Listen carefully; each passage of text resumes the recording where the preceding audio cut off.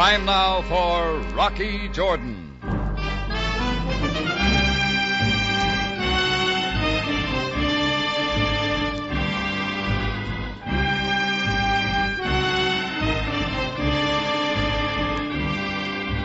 Not far from the Mosque Sultan Hassan in Cairo stands the Café Tambourine, run by Rocky Jordan. The Café Tambourine, crowded with forgotten men, alive with the babble of many languages. For this is Cairo, where modern adventure and intrigue unfold against a backdrop of antiquity. Tonight's story, The Makeup Man.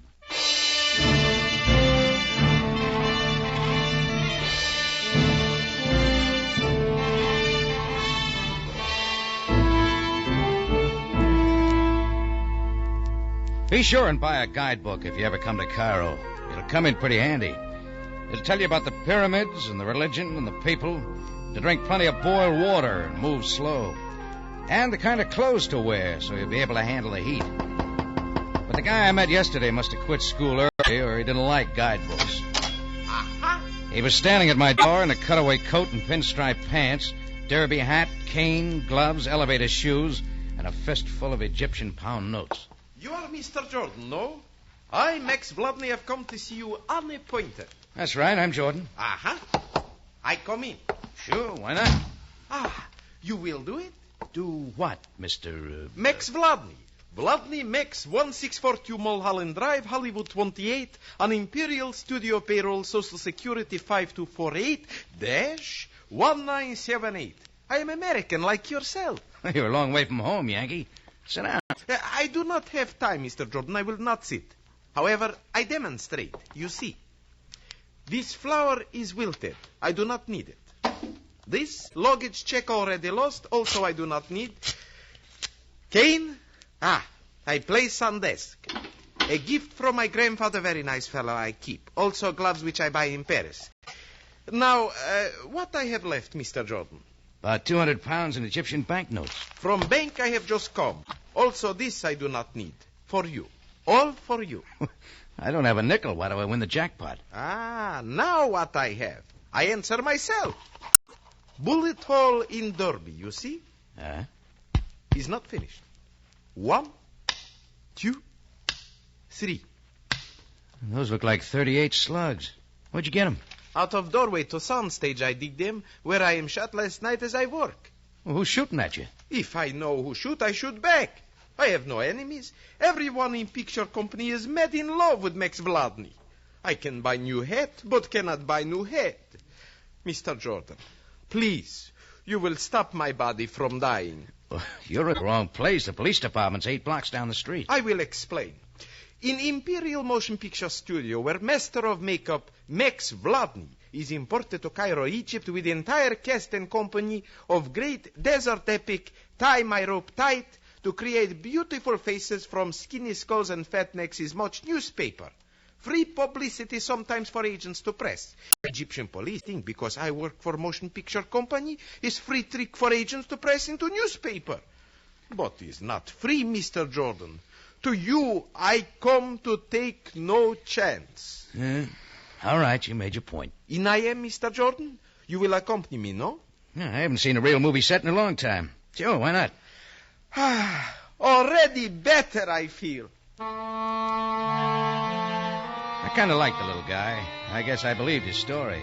Sounded screwy enough to be the truth. Well, we went down and got a cab out to the location set, which was over in Giza, near the pyramids.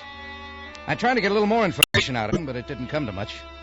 He couldn't figure out why somebody was shooting at him or who was doing it. It was about 4 o'clock in the afternoon when we got to the place. He had one corner of a portable sound stage that he used for an apartment. We walked up on the ramp together, and he was pulling things out of his pockets, looking for his keys, when things began to happen real fast. Get down. See, what I tell you. All the time someone shooting at Max. All right, stay down. Again, my hat is full of holes. Oh, shut up. You won't hit. Yes, but it's frightening. Unless he's carrying a machine gun, he's through for the day. That was number 6. Wait, where you go, Mr. Jordan? You leave Max all alone to be killed? Stay right where you are. I'm going after him. White gun smoke was still hanging around a clump of date palms over an arc light. That's where I was headed. When I made it, nobody was there. But 100 feet away, I saw a gray-haired man, stocky build, glasses, running down the hill to the highway. I pounded out after him, but I might as well have tried to catch an elephant with a bullet net. He was quite an acrobat. He dived over a wooden road bracer and skidded down the embankment. He landed feet first in a Jeep he had waiting on the road. By the time I got to the place, he was a half mile away.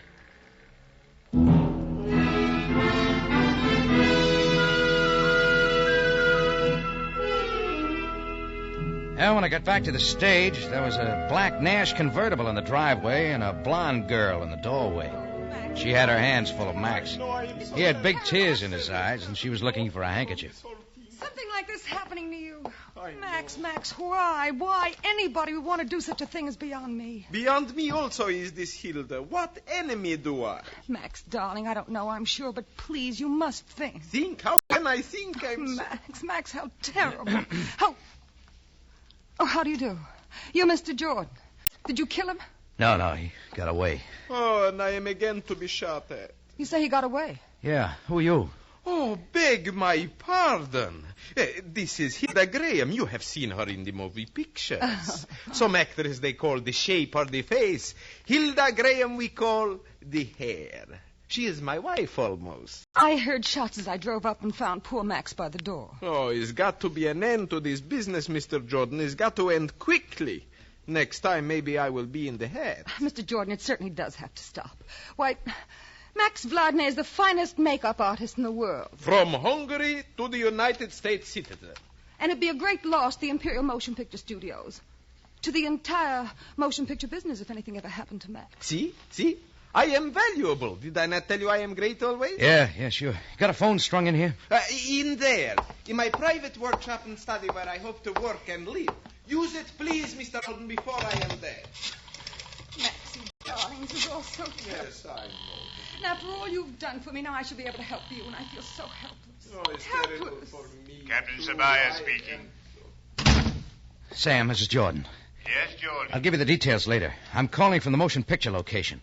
A little guy named Max Vladney isn't very popular. What do you mean? Somebody just threw some slugs at him.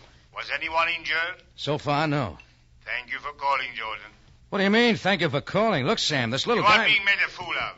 I suppose you have been paid money to use your influence with me so that police will be called in and the newspapers will carry a story about intrigue and murder with the motion picture company. Look, I tell you this Jordan, little... that is all. Listen, Sam...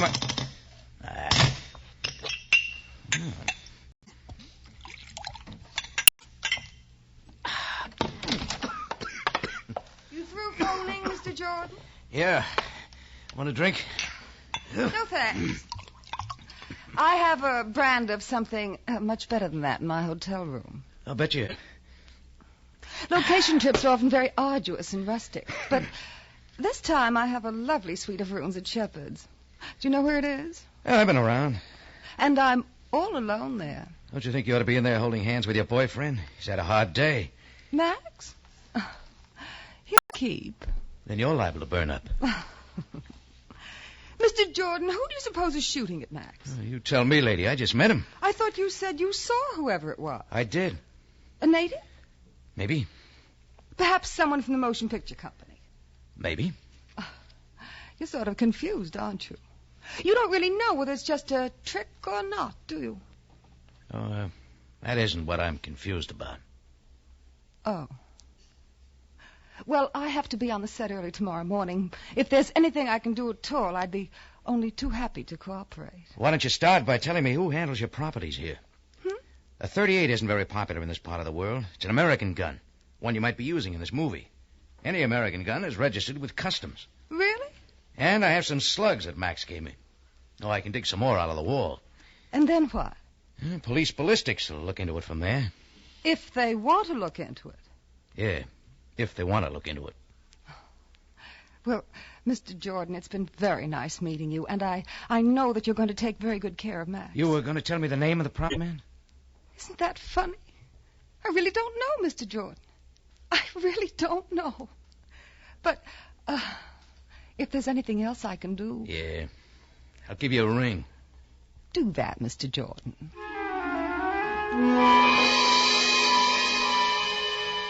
I stood there and watched her walk through the front room. She looked like a leopard after a good breakfast. And she had a few nice spots, too. Well, she patted Max on the cheek and kissed him on the head and slid under the wheel of a convertible. That famous long golden hair was blowing behind her by the time she got out of the driveway. Max waved her goodbye. Be careful, my darling. Careful. Lovely she is, Mr. Jordan. Yeah, Maxie, she's just fine. For her, too, I must keep myself alive. Gonna marry her? But, of course, as soon as we finish this picture. She needs me. Yeah, I'll bet. Wait. Mr. Jordan, you called someone. What now happens? We get some reinforcements. Aha. Reinforcers. I like you, Mr. Jordan. You are good to me. Already better I feel.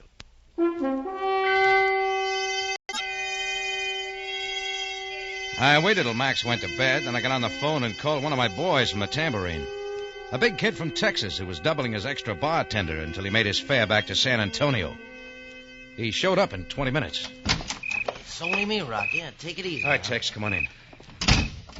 Where's our clay pigeon? Roosting in there. Bring it. Mm-hmm. One for you, one for me. Who we gonna shoot at? I don't know. But the police aren't interested in finding out. I'm going to have to find out. This legal? Worried? If Sabaya doesn't like it, what makes you interested? I don't know. Maybe I like the little guy in there. Yeah, go on. Maybe he's in a tough spot where somebody's trying to make it look like he isn't. A lot of maybes. Don't you like it? Well, you run a cafe here, Rocky. You're getting pretty far from the cash register. Oh, I can call somebody else, Tex. What do I do? Wait here till I get back. Keep your eyes open. Anything else? Somebody's a real good shot or a real bad shot. I don't know. But I'm going to find out. Sam Houston talked the same way. Scared? Well, take your time, Rocky. I'll be here. Yeah. Already better, I feel. That was easier than I figured. Back in Cairo, a wire to the port authorities told me the motion picture company had brought in some small arms as props. 3 of them with .38s. The wire told me the consignment had been handled by a man named Pete Berger, head of the property department. And it gave a second-rate apartment address. There was a Jeep parked in front marked Property of Imperial Picture Studios. It could have been the one I saw that afternoon. And the girl who answered the door had a voice that sounded like an empty oil drum full of ball bearings. What'll it be, buddy? Brahms or bebop? Oh, neither one, lady. Well, we ain't got either one for you.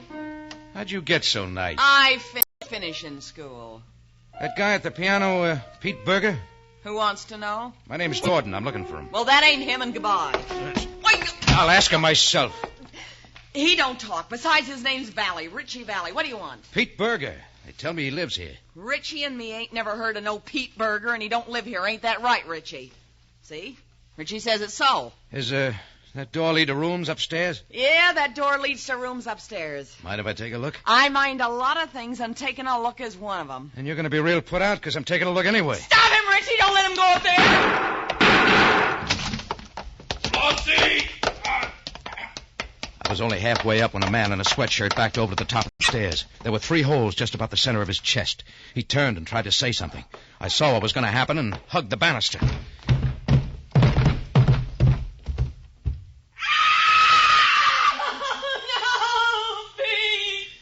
She was kneeling beside him, holding his head in her arms, rocking back and forth.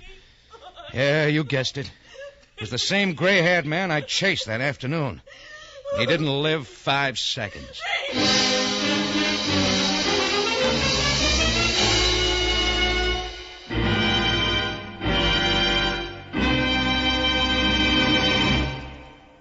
You are listening to The Makeup Man, tonight's adventure with Rocky Jordan.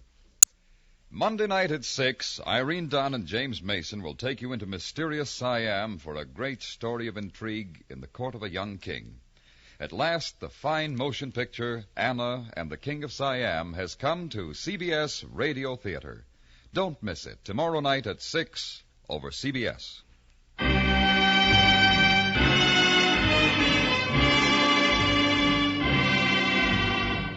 Now we return you to Cairo and Rocky Jordan for tonight's adventure, The Makeup Man.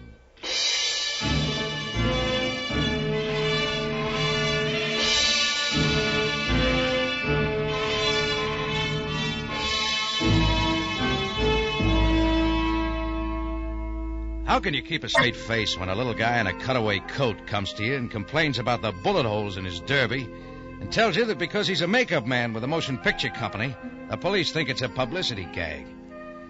Well, the next thing you know, somebody is throwing 38 slugs, and even though nobody gets hurt, it stops being funny. And if the head prop man, Pete Berger, who was throwing the slugs, does a Brody down a flight of stairs all loaded up with bullet holes without speaking his piece, then you start to make phone calls. His girlfriend's name turned out to be Flossie. She had a good cry over him while I called Sam Sabaya. Sam showed up 5 minutes later. He gathered everybody together, asked them all a lot of questions, then he began to look tired, like he'd never been to bed. All right, Sergeant. Take them down and book them as material witnesses. This way, please. Just a minute, This Slatty. way. I got my rights. Oh, you were his You're wife? darn right. Me and Pete been married since 1937. My deepest sympathy, Mrs. Berger. I don't know why anybody's put the quiet on poor old Pete, but I know my rights and I want to see the American consul. One of my officers has already notified the American consul of tonight's occurrence. In all probability, a representative of the American consular office will be awaiting you at headquarters. Well, okay then. We will discuss it later. Yeah, sure. And you, Jordan. Oh, I got one story. And to hear it. This way. It seems that every time there is a disturbance of note in Cairo, you are involved. It wasn't my idea, Sam. I might be forced to book you on technical grounds. Oh, stop it. You know I didn't have anything to do with Berger taking the long nap. When a man from your hometown is shot in your presence... In my hometown? Didn't you know, Jordan? Berger was from St. Louis. Passport office will tell you that much. I didn't know anything about him. But you did have enemies in St. Louis. What are you getting at, Sam? Jordan, I have known you for a long while. Our fortunes and misfortunes have a way of running parallel. Perhaps it is that we are born under the same star. Your past you have never disclosed, and I have never questioned. What about that passport office of yours? There is a great hurt. What else? I do not know. Sam, you can deport me any time you want to. You can kick me out of Cairo, even out of Egypt. All right, Jordan, it was a thought. The coincidence was extraordinary. I will listen. All right. A little guy named Max Vladny came to me and told me somebody's been shooting at him. He said the police wouldn't listen. Once before, when a motion picture company came to Cairo on location, we were the victims of an overzealous publicity man. Well, I might have had the same idea till I telephoned you this afternoon. Somebody really was shooting at Maxie. Many men expert with firearms, able to cleave a button off a shirt at a long distance, are employed on the picture. Well, that occurred to me, too.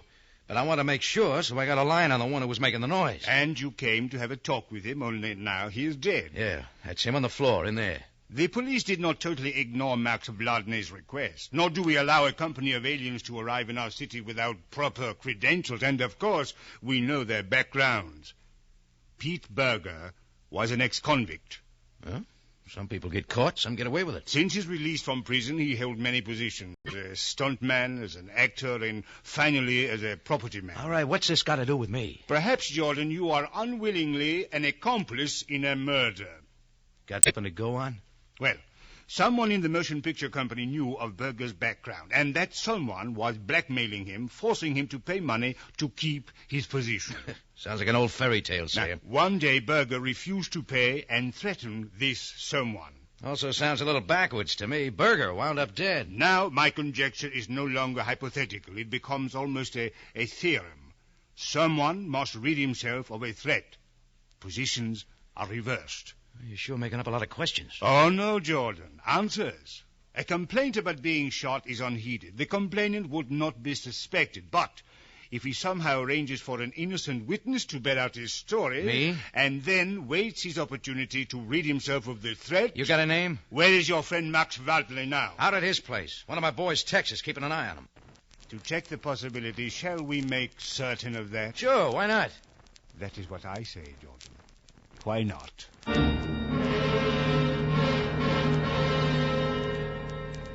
Sam didn't say a word on the way out to the place, but I knew he was thinking that little Maxie shot Pete Berger, and the way he'd put it made sense. Well, it was about 4 a.m. when we got there.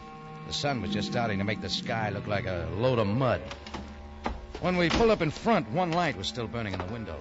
The rest of the place was dark. Everything was quiet. Come on, Sam. All right, Jordan, Jordan. Yeah, cordite. Whole room's full of it. Guns have been fired. Come on, the bedroom. This way. Max Vladney was lying face down, half on the floor and half on the table he used for a workshop. A bottle of spirit gum was spilled on the floor, along with some false blonde hair and a cracked wig block. He had one free arm around a white plaster cast of a head. He looked like a little wax dummy holding a doll. But the 2 blue holes in the middle of his head weren't planned. I was mistaken, Jordan. Here. You said there was someone from your cafe watching him for you. Yeah, I got the... What's that? It's from over there by the bed. It was Tex. He was lying over by the foot of the bed. There was a trickle coming out of one side of his mouth. Oh, no, don't try to move me, Rocky. It's in my lungs somewhere. I don't think I got any blood to spare. I've been laying here waiting for you, Rocky. It happened about an hour ago. Noise in Max's room. Next thing I know, I'm taking a slug myself. Call me a doc, will you, Rocky? Call me a doc. Quick.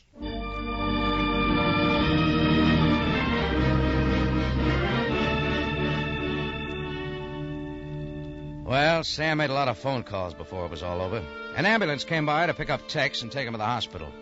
Then Sam got his crew in there to take pictures and look at Maxie.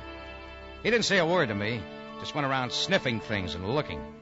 I kept thinking of Maxie and Tex, and part of it began to get hot inside of me. Jordan! Yeah? Jordan, where do you think you're going? I got some things to do. So have I. You aren't doing them fast enough for me. Jordan, you aren't contemplating a foolish gesture. Look, I've seen 2 dead tonight and a friend of mine all shot up. The police will find out who is responsible. They don't work fast enough for me. Jordan! Your guesses weren't very good, Sam. I got some of my own. I haven't got time. This is a matter for the police to handle. They could have stopped it if they'd listened to Maxie. I warn you, Jordan. I will not tolerate any interference. Look, I like Maxie, and Tex is my friend. He's lying in a hospital right now. We don't know whether he's going to live or die, and you're talking about interference. That's enough! That isn't half enough, Sam. Goodbye, I got business.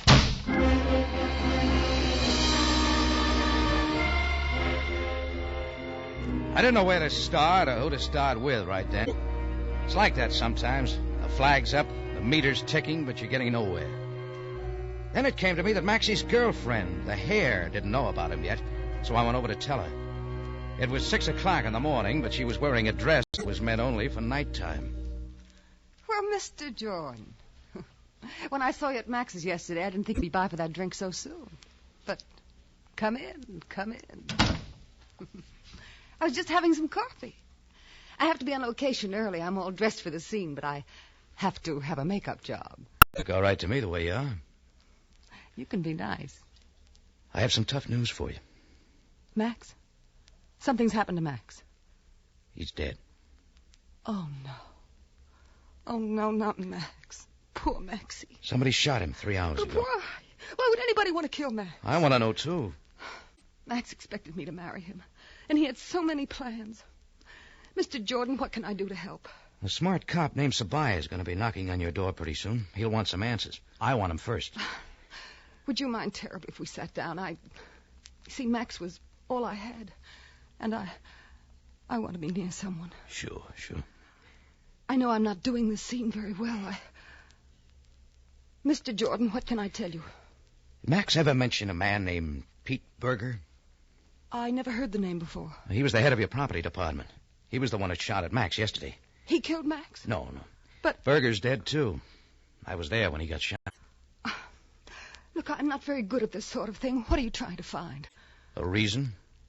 People kill for money or for love or just for the plain crazy feeling of blasting a gun at somebody. This has been a lot for you. You liked Max, didn't you? He was a nice little guy. But I got more than that. A friend of mine, he was shot, too. Another death? No, he's still alive in a hospital. Oh. So there's a reason. Well, aren't the police looking? I want to find out who. I see. What kind of work does a makeup man do with a plaster cast? I don't know. I suppose he studies the contour of the face and familiarizes himself with his subject that way. He'd have one of you?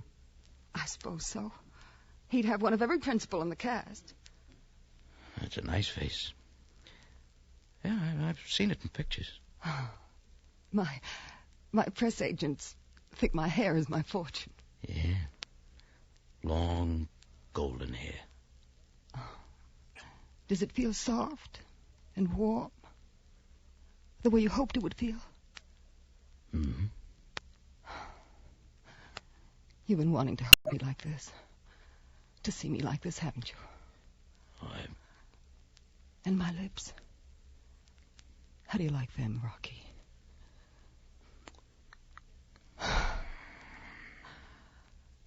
I never loved Max. I was indebted to him. See, I was terribly ill several years ago, and he helped me. Yeah, I can see why he felt the way he did about you. Can you?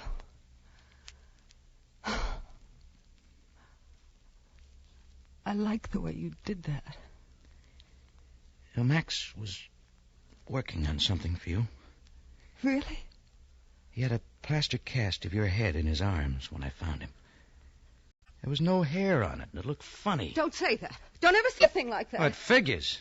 What are you talking about? Murder, lady, and lots of it. Get out of here. You killed a poor ex-con because he bungled a scare job you blackmailed him into doing. Then you shot him last night because I was going to talk to him. You're crazy. You killed Max, and you thought you killed Tex. You said yourself there's got to be a reason. You got one. It's not money, or love, or anything else. I hate you. Every newspaper in the world's going to carry this story. Hilda Graham, the movie star with all the long golden hair, is really as bald as a boiled egg. You shut up! Shut up! Don't you ever say anything like that. Don't ever say anything like that. Pick up that bookend. I'd like to have a reason to break you in two. What are you going to do? I'm turning you over to the police. No. No, you can't. You mustn't. They'll find out about my hair. Oh, please, please don't let them know. Look, Max was the only one who knew. Don't let them know, Rocky. Please, Rocky, please. I couldn't stand it. I had to kill all those people to make sure that they... Please, Rocky. Please. You know how nice I can be. Lady, you're a bum.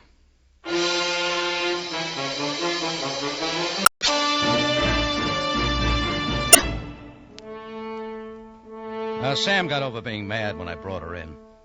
We sat down and figured it out. Max had been trying to get her to marry him, but she didn't want to marry anybody. And she was afraid if she didn't marry Max, he'd tell what he knew, so she killed him. It was her hair, that famous long golden hair. Only it wasn't hers. She'd lost all hers when she was sick, and she couldn't stand the thought of anybody going around knowing she wore a wig. A couple of days later, I saw Tex at the hospital.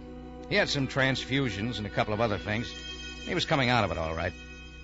You know, I think he summed it all up when he said, You know, Rocky, I've been thinking.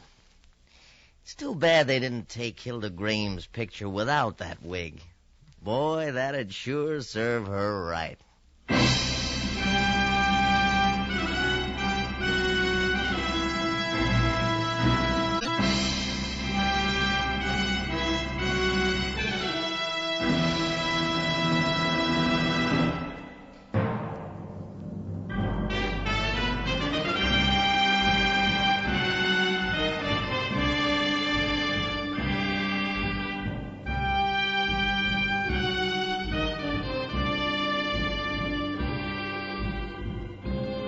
It's CBS again at this same time next week for another story of adventure and intrigue when we take you back to Cairo and the Café Tambourine run by Jordan.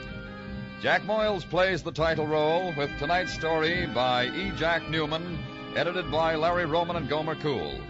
Rocky Jordan is produced and directed by Cliff Howell with original music by Richard Arant.